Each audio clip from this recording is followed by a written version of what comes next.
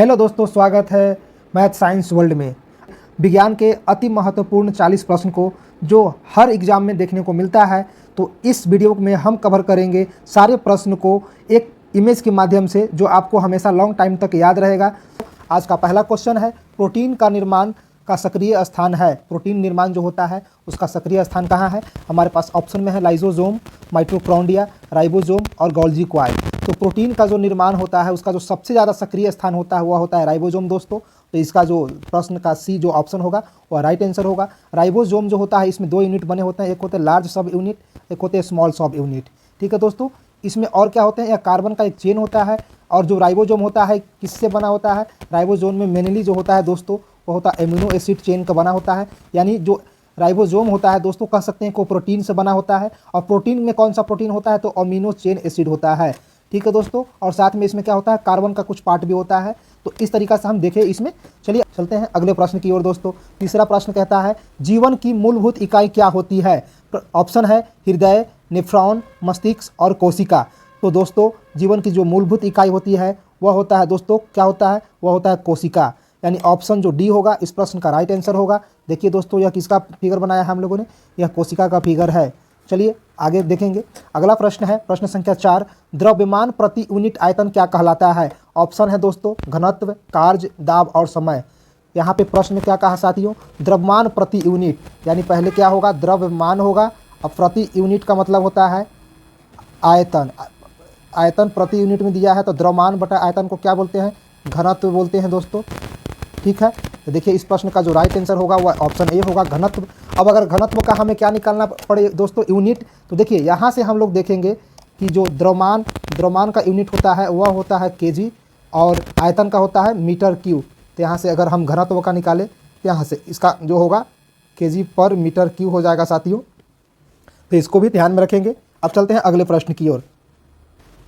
हमारा अगला प्रश्न है दोस्तों, हीमोग्लोबिन जो होता है किसका मुख्य घटक है? हीमोग्लोबिन किसका मुख्य घटक है दोस्तों? तो यह है आरबीसी का। यह किसका है दोस्तों? यहाँ पे देखिए आरबीसी है, रेड ब्लड सेल्स का होता है। यानी ऑप्शन ए जो होगा आरबीसी इस प्रश्न का सही आंसर होगा दोस्तों। यह फिगर है आरबीसी का। देखिए यह क्या है? यह हीमोग्लोबिन होता है छोटा छोटा दोस्तों। कहाँ पे? आरबीसी के अंदर। यह आरबीसी का क्लॉटिंग है। इसके अंदर में आरबीसी हीमोग्लोबिन होता है दोस्तों, और आयरन होता है। यानी आयरन हीमोग्लोबिन से मिलकर के क्या बनता है? रेड ब्लड सेल्स का निर्माण होता है दोस्तों। तो चलिए अब चलते हैं अगले प्रश्न की ओर। हमारा अगला प्रश्न है दोस्तों, ब्लैक बोर्ड का जो रंग होता है काला क्यों होता है दोस्तों? ब्लैक बोर्ड का काला रंग क्यों दिखाई देता है? ऑप्शन है हमारे पास काला पेंट होता है इसलिए, नहीं सारे रंग अवशोषित कर देता है इसलिए, काला रंग अवशोषित कर लेता है इसलिए, या इनमें से कोई नहीं। तो ऐसा नहीं दोस्तों कि हम जवाब दे देंगे कि ब्लैक बोर्ड का जो रंग काला क्यों होता है क्योंकि वो काला रंगते हैं, ऐसा नहीं। काला जो रंग दिखाई देने का मेन कारण होता है साइंटिफिक लॉजिक दोस्तों, वह होता है कोई ऐसा पदार्थ जो सारे कलर को अपने तरफ अवशोषित कर दे, किसी भी रंग को परावर्तित ना करे, तो वह काला ही दिखाई देगा। तो काला रंग मेनली कैसे दिखाई देता है दोस्तों? साइंस के अनुसार वह सारे कलर को अपने ओर अवशोषित कर लेता है। यानी ऑप्शन जो क्या है बी इसका राइट आंसर होगा दोस्तों। और यह देखिए ब्लैक बोर्ड का यहाँ पे फोटो है। अब चलते हैं अगला प्रश्न, प्रश्न संख्या 7 की ओर। प्रश्न संख्या 7 क्या कह रहा है साथियों? बीट स्टोन ब्रिज से क्या मापा जाता है? देखिए दोस्तों यह बीट स्टोन ब्रिज है। बीट स्टोन ब्रिज से दोस्तों हम प्रतिरोध का जो प्रतिरोधक होता है उसको मापते हैं। यानी इस प्रश्न का जो उत्तर होगा दोस्तों वह ए होगा। प्रश्न का उत्तर कौन सा होगा? ए हो जाएगा। यह हमारे पास दिखाई दे रहा है क्या? Beat stone bridge. अब चलते हैं अगले प्रश्न की ओर। अब देखिए दोस्तों इसमें पूछ लेता है कि बीट स्टोन ब्रिज में कितने रेजिस्टेंस मिनिमम होते हैं? तो देखिए इसमें मिनिमम 3 रेजिस्टेंस होते हैं, R1, R3, R2 और R जो 4 है 4 प्रतिरोध होते हैं। तो यह भी ध्यान देना है दोस्तों कि 4 प्रतिरोध जो होता है बीट स्टोन ब्रिज में लगा होता है। ये कभी कभी क्वेश्चन पूछ देता है। अगला प्रश्न है, देखिए यह बहुत ही इंपॉर्टेंट क्वेश्चन है। यह ग्रुप डी में क्वेश्चन पूछ चुका है दोस्तों, तो यह बहुत ही इंपॉर्टेंट है। अब चलते हैं इस प्रश्न को पढ़ते हैं। टिटनेस बीमारी मनुष्य के किस अंगों को प्रभावित करता है? तो टिटनेस जो बीमारी होता है दोस्तों वो नर्वस सिस्टम को ही डैमेज कर देता है। यानी नर्वस सिस्टम मतलब तंत्रिका तंत्र। ऑप्शन सी जो होगा उस प्रश्न का राइट आंसर होगा। टिटनेस बीमारी जो किसको डैमेज करता है? तंत्रिका तंत्र को डैमेज करता है दोस्तों। अब चलते हैं अगले प्रश्न की ओर। प्रश्न संख्या 9 कहता है दोस्तों, पौधों में पाया जाने वाले हार्मोन्स ऑक्सिन्स की खोज किसने की थी? तो पौधों में पाया जाने वाला कौन सा हार्मोन्स साथियों? हार्मोन्स का नाम है ऑक्सिन्स। इनकी खोज की थी, ये वैज्ञानिक का नाम है चार्ल्स डार्विन। दोस्तों चार्ल्स डार्विन यानी ऑप्शन जो सी होगा राइट आंसर होगा। तो चलिए अब चलते हैं अगले प्रश्न की ओर। हमारा अगला प्रश्न है, न्यूटन के किस नियम को गैलीलियो का नियम भी कहते हैं? ऑप्शन है न्यूटन का पहला नियम, दूसरा नियम, तीसरा नियम या इनमें से कोई नहीं। तो साथियों न्यूटन के पहला जो नियम होता है, गति का पहला नियम, इसी को गैलीलियो का पहला नियम भी कहा जाता है। तो इस प्रश्न का जो उत्तर पहला होगा वह सही होगा। यह प्रश्न अति महत्वपूर्ण है दोस्तों, यह ग्रुप डी में पिछले बार पूछ चुका है दोस्तों, यह पिछला जो पेपर हुआ था उसमें यह क्वेश्चन आया था। अब चलते हैं अगले प्रश्न की ओर। अगला प्रश्न है हमारा साथियों, न्यूक्लियस के बाहर डीएनए कहाँ मिलता है? हमारे पास ऑप्शन है राइबोसोम, माइटोकॉन्ड्रिया, गोल्गी कॉइल, इनमें से कोई नहीं। तो न्यूक्लियस के बाहर, न्यूक्लियस में तो रहता ही रहता है डीएनए दोस्तों, इसके बाहर भी डीएनए कहाँ मिलेगा? तो वह मिलेगा माइटोकॉन्ड्रिया में साथियों। माइटोकॉन्ड्रिया यानी ऑप्शन जो बी हमारा होगा वह राइट आंसर होगा। यह देखिए माइटोकॉन्ड्रिया का फिगर है दोस्तों, एक सेल होता है, सेल के अंदर ही क्या होता है? माइटोकॉन्ड्रिया होता है। या माइटोकॉन्ड्रिया वैसा दिखाई देता है। माइटोकॉन्ड्रिया जो होता है वो गोल गोल चेन के रूप में बनाता है साथियों, ठीक है। तो चलिए अब चलते हैं अगले प्रश्न की ओर। प्रश्न संख्या 12 क्या कहता है दोस्तों? मनुष्य के शरीर में इंसुलिन का निर्माण कहाँ पर होता है? मनुष्य के शरीर में इंसुलिन का जो निर्माण होता है दोस्तों पेनक्रियाज में होता है। पेनक्रियाज मतलब अग्नाशय में होता है दोस्तों। यह देखिए हमारे बॉडी का यह ऐसा ये जो शेप दिखाई दे रहा है यह पेनक्रियाज का है दोस्तों। यह वीडियो पूरा देखें और साथ ही आप इसको लाइक भी करें, कमेंट करें जो कन्फ्यूजन है, और अपने दोस्तों को भी शेयर करें। देखिए दोस्तों, इसको बनाने में बहुत मेहनत लगता है, अच्छे कंटेंट में प्रोवाइड करा रहा हूँ आप लोगों को, क्वेश्चन के साथ में फिगर को ढूंढने में बहुत टाइम लगता है साथियों। तो मैं इतना मान के चलता हूँ कि यदि आप कमेंट और लाइक करेंगे तो मैं समझूंगा कि मेरा कंटेंट जो है सही है, इसलिए आप कमेंट करें और इसको लाइक ज़रूर करें, दोस्तों को भी सेंड करें। चलिए अब चलते हैं अगले प्रश्न की ओर। अगला प्रश्न है साथियों, कोशिका का रसोई घर किसे कहा जाता है? ऑप्शन है क्लोरोप्लास्ट, क्रोमोप्लास्ट, लिकोप्लास्ट, इनमें से कोई नहीं दोस्तों। हमारा प्रश्न क्या था? कोशिका का रसोई घर, कोशिका का रसोई घर कहा जाता है क्लोरोप्लास्ट को साथियों। क्लोरोप्लास्ट यानी ऑप्शन जो ए है हमारा राइट आंसर है। देखिए यहाँ पे क्लोरोप्लास्ट का फिगर है। क्लोरोप्लास्ट जो होता है दोस्तों यह देखिए इस तरह का दिखाई देता है, और यह कोशिका का रसोई घर, इसमें जो कोशिका के लिए जो मिनरल्स वगैरह सब होते हैं ये सब रिजर्व करके रखा जाता है, तो इसीलिए इसको क्या बोलते हैं? रसोई घर बोला जाता है साथियों। अब चलते हैं अगले प्रश्न की ओर। हमारा अगला प्रश्न है प्रश्न संख्या 14। यह भी बहुत ही महत्वपूर्ण प्रश्न है दोस्तों।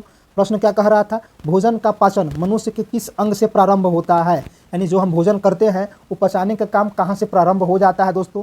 तो देखिए यह फिगर है हमारा, मनुष्य का जो भी डाइजेशन सिस्टम होता है, पाचन तंत्र का पूरा सिस्टम दिया हुआ है, ठीक है दोस्तों। सबसे पहला पाचन तंत्र में माउथ ही आ जाता है, यानी मुंह से ही स्टार्ट हो जाता है दोस्तों। मुंह से क्यों होता है? क्योंकि मुंह में हम चबाते हैं, तो चबाना भी एक पाचन तंत्र का सिस्टम है। साथ में चबाने से उसमें हमारे जीभ में जो लार होता है, लार उसमें मिलता है, उसको पचाने में लार बहुत महत्वपूर्ण होता है दोस्तों। तो हम कह सकते हैं कि भोजन पचाने का जो प्रारंभ जो होता है वह कहाँ से होता है? वह मुँह से होता है दोस्तों। तो इस प्रश्न का राइट आंसर ए हो जाएगा। अब चलते हैं अगले प्रश्न की ओर। हमारा अगला प्रश्न था दोस्तों, क्या था? मानव शरीर में जल की मात्रा कितनी होती है? तो हमारे पास ऑप्शन में दिया है साथियों 60, 70, 80 और 90। तो ऑप्शन में अगर 60 दिया है दोस्तों तो वह 60 ही होगा। अगर 60 नहीं दिया हो तब दूसरा नंबर पे जो है 70 रहेगा अवश्य, तो 70 मारना है। लेकिन अगर साथियों अगर 60 भी दिया है और 70 भी दिया है तो आपको 60 वाला ऑप्शन ही टिक करना है। इसमें कुछ और इंपॉर्टेंट बता देते हैं दोस्तों। अगर सिर्फ हड्डी की बात किया जाए तो हड्डी में 24% जल होता है। ब्रेन की बात किया जाए तो ब्रेन में 75% जल जमा होता है दोस्तों। मसल्स में 75%, और जो हमारा फेफड़ा होता है लंग्स में जो है 90% क्या होता है? जल होता है। हमारा स्किन जो होता है 80% जल से बना होता है, और ब्लड में 85% होता है दोस्तों। तो इसको आप भी याद रखेंगे दोस्तों। अब चलते हैं अगले प्रश्न की ओर। हमारा अगला प्रश्न है, मनुष्य आंखों से कितने डिग्री तक देख सकता है? हमारे पास ऑप्शन है 150 डिग्री, 180 डिग्री, 90 डिग्री और 360 डिग्री। दोस्तों बहुत सारे बुक में जो देता है साथियों वह देता है 150 डिग्री, सॉरी 180 डिग्री देता है, क्योंकि 180 डिग्री राइट आंसर नहीं है दोस्तों। देखिए यहाँ हमारा अगर यहाँ पे आँख है साथियों, इसको 180 डिग्री बनाने के लिए एक लाइन खींचना पड़ेगा, तब जा करके देखिए 180 डिग्री दिखता है। लेकिन पूरा हम अपने ऊपर देख नहीं पाते हैं ना, अपने मुंडी के ऊपर हम नहीं देख पाते, यानी हम जब देखेंगे तो इस शेप में देखेंगे दोस्तों और इस शेप में। तो पूरा जो एंगल होगा दोस्तों यह होगा 150 डिग्री। 180 डिग्री नहीं आंसर सही होगा दोस्तों, यानी 150 जो होगा वह राइट आंसर होगा। इस प्रश्न का ऑप्शन ए जो होगा वह राइट आंसर होगा दोस्तों। इसमें भी बहुत सारे विजिबिलिटी होता है जो इसमें दर्शाया गया दोस्तों। चलिए अब हम अगला प्रश्न को देखते हैं। यह प्रश्न भी बहुत PVI दोस्तों, यह जेईई में पूछा हुआ है। 2000 जो इस बार जो एग्जाम हुआ है 24 में, उसके जेईई में एक क्वेश्चन पूछा हुआ है। चलिए तो मैं इसको देखता हूँ। यदि पृथ्वी पर किसी इंसान का वजन 38 kg है तो बुध ग्रह पर उस इंसान का वजन कितना होगा? यह बहुत अच्छा प्रश्न है दोस्तों, इसको याद रखेंगे। यहाँ बात किसका कर रहा है? बुध ग्रह पर किसी भी पार्टिकल्स का वजन निकालना है साथियों। तो सिंपल याद रखेंगे कि अगर पृथ्वी पर किसी का वजन जो है 100 kg है दोस्तों, तो अगर हम बुध ग्रह पर उसको निकालेंगे तो वो होता है 38 kg। 38 kg यानी पृथ्वी पर 100 kg अगर किसी का वेट बता रहा है तो वजन बता रहा है, तो बुध ग्रह पर 38 kg होगा। लेकिन यहाँ प्रश्न में बुध पर ही 38 kg बता रहा है साथियों, तो अगर 38 kg का हम 38% निकाल दें दोस्तों, 38%, इसको हल करेंगे तो आएगा 14.3 kg साथियों। इस प्रश्न का जो उत्तर होगा ऑप्शन ए होगा, राइट आंसर होगा दोस्तों। चलिए अब मिलते हैं अगले प्रश्न में। हमारा अगला प्रश्न है साथियों, दांतों के अध्ययन को क्या कहा जाता है? दांतों को अध्ययन को क्या कहा जाता है साथियों? तो इसको कहा जाता है ओडोंटोलॉजी, ओडोंटोलॉजी बोला जाता है दोस्तों। ऑप्शन ए जो होगा राइट आंसर होगा। देखिए दांत का अध्ययन किया जाता है। अब चलते हैं अगले प्रश्न की ओर। हमारा अगला प्रश्न था साथियों, सोलर सेल किस ऊर्जा में परिवर्तित करता है? सोलर सेल, देखिए यहाँ पे सोलर सेल बना हुआ है साथियों। सोलर सेल से इस घर में देखिए रोशनी भी हो रहा है, यानी सौर ऊर्जा को विद्युत ऊर्जा में कन्वर्ट करेगा। सौर ऊर्जा को विद्युत ऊर्जा में, ऑप्शन जो सी है हमारा वह राइट आंसर हो साथियों। इस प्रश्न का राइट आंसर सी हो जाएगा। अब चलते हैं अगले प्रश्न की ओर साथियों। हमारा अगला प्रश्न है,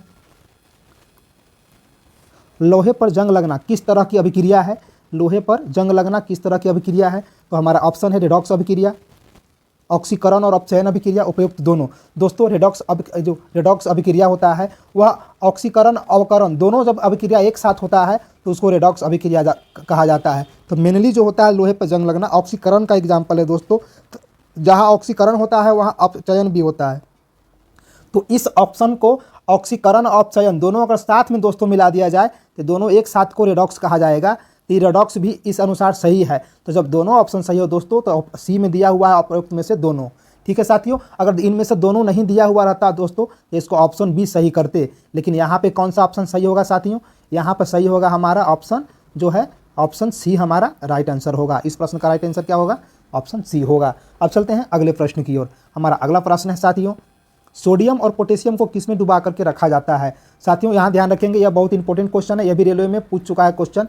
सोडियम हमारा धातु है, पोटेशियम धातु है। ये दोनों धातु जो है यह नमी के साथ क्रिया कर करके ब्लास्ट करता है, यानी आग उत्पन्न करता है। तो नमी में यह जो रिएक्शन ना करे, इससे इसको बचाने के लिए किसी लिक्विड में डुबा करके रखा जाता है। तो लिक्विड में किस में डुबा करके रखा जाता है? तो यह है केरोसिन दोस्तों। पानी के साथ भी यह आएगा, पानी भी लिक्विड है, फिर भी वहाँ रिएक्ट करेगा। तो यह केरोसिन में डुबा करके रखा जाता है, यानी ऑप्शन जो होगा हमारा सी इज राइट आंसर होगा दोस्तों। अब चलते हैं अगले प्रश्न की ओर। अगला प्रश्न है हमारे पास, ट्रांसफार्मर किस सिद्धांत पर कार्य करता है? ट्रांसफार्मर किस सिद्धांत पर कार्य करता है? देखिए साथियों, ट्रांसफार्मर का फिगर है। हमारा पहला ऑप्शन है विद्युत चुम्बकीय प्रेरण, इस पे काम करता है साथियों। अन्योन्य प्रेरण दोनों पर काम करता है दोस्तों, यानी पहला पर तो काम करता ही है, दूसरा पर भी काम करता है। दोनों जब ऑप्शन में है, सी में उपयुक्त में से दोनों दिया हुआ है साथियों। इस प्रश्न का जो राइट आंसर होगा ऑप्शन सी होगा, यानी सी इस प्रश्न का राइट आंसर होगा। अब चलते हैं अगले प्रश्न की ओर। हमारा अगला प्रश्न हमारा कहता है, मनुष्य के शरीर में पाचन मुख्य कहाँ पर होता है? मुख्यतः जो है मनुष्य में शरीर में जो पाचन होता है दोस्तों वो कहाँ पे होता है, वो पूछ रहा है साथियों। ऑप्शन हमारे पास है बड़ी आंत, छोटी आंत, यकृत और इनमें से कोई नहीं। तो देखिए दोस्तों, यह जो हमें दिखाई दे रहा है यह होता है बड़ी आंत, ये जो बीच में दिखाई दे रहा है छोटी आंत होता है दोस्तों। तो जो मनुष्य में जो मेनली पाचन होता है वह छोटी आंत से ही होता है, यानी ऑप्शन जो बी होगा इस प्रश्न का राइट आंसर होगा साथियों। अब चलते हैं अगले प्रश्न की ओर।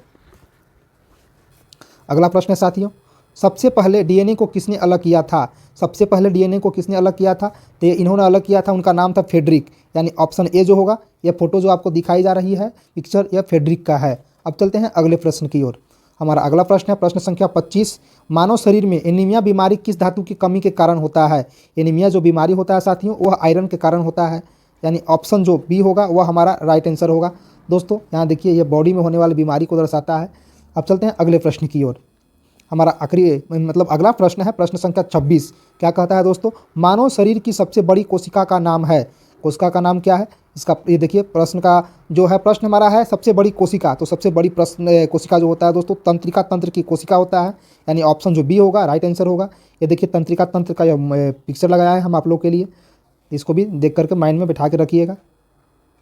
अब चलते हैं अगले प्रश्न की ओर। हमारा अगला प्रश्न है साथियों, मनुष्य के शरीर में प्रचुर मात्रा में पाए जाने वाला तत्व कौन सा है? ऑप्शन है नाइट्रोजन, ऑक्सीजन, कैल्शियम और लोहा। तो दोस्तों यहाँ देखेंगे जो ऑक्सीजन होता है साथियों वह होता है 70% पाया जाता है, और 14% कार्बन, 10% हाइड्रोजन, और नाइट्रोजन जो पाया जाता है वह 3% के आसपास पाया जाता है दोस्तों। तो इस प्रकार से हम देख सकते हैं कि जो हमारे शरीर में सबसे ज़्यादा क्या पाया जाता है, 70% वह पाया जाता है ऑक्सीजन। तो इस प्रश्न का जो राइट आंसर होगा ऑप्शन बी राइट आंसर होगा दोस्तों। ठीक है, अब चलते हैं अगले प्रश्न की ओर। हमारा अगला प्रश्न है, किस वैज्ञानिक ने क्रम विकास का सिद्धांत दिया था?